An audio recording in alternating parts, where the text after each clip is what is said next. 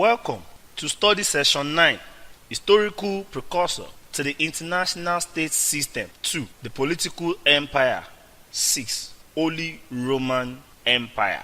Introduction. In the previous study session, you studied Christendom centered in Byzantium and Frankish kingdoms of the Carolingian Empire. In this study session, you will learn about Holy Roman Empire, which emerged out of the Carolingian Empire in 800 AD as a parallel of the Byzantine Empire in the East. Learning outcomes. When you have studied this session, you should be able to 1. Identify the boundaries of the Holy Roman Empire. 2. Explain its historical antecedents. 3. Identify the main characteristics of its political units. 4. Analyze the structure of its political system. 5. Outline its forms of interaction among the component units. Scope of Holy Roman Empire. At the center of Europe was the Holy Roman Empire. The territories include the Kingdom of Germany or Germanic lands and some territories in northern Italy.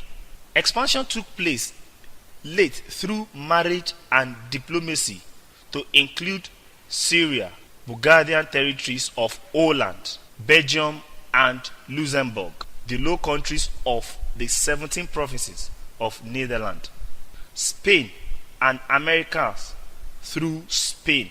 It claimed to be a successor of the Roman Empire of the Caesars. However, it did not include Rome despite the name. The emergence of Holy Roman Empire.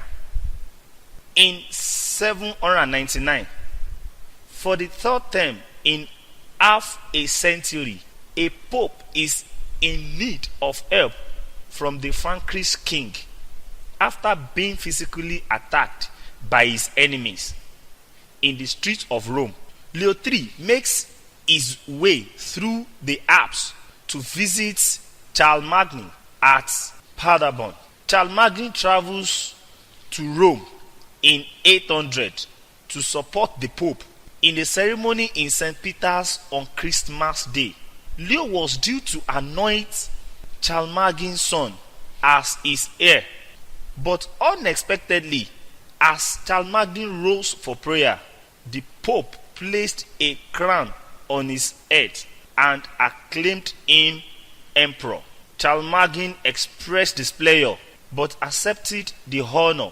The displeasure was probably diplomatic, for the legal emperor was undoubtedly the one in Constantinople.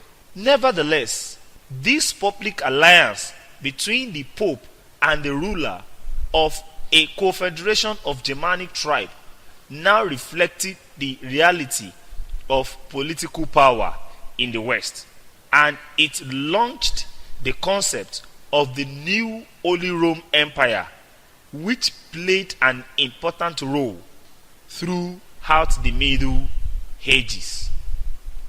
The political units of Holy Roman Empire. Each Germanic state, over 300 in all, was ruled by a prince or church dignitary. In the late Middle Ages, the Holy Roman Emperorship was held successfully by several members of the Habsburg dynasty, which had its domain in Austria and southern Germany. Habsburgs fell heir to the Burgundian lands in northern France and the Low Countries. Charles inherited Burgundy itself, as well as the Kingdom of Spain, and in 1519 he was elected Holy Roman Emperor. To these domains were appended the Kingdom of Naples, the Duchy of Milan in Italy, and the old family lands in Austria and southern Germany. The Habsburg ruling House of Austria, a Germanic state, was at the center of international politics.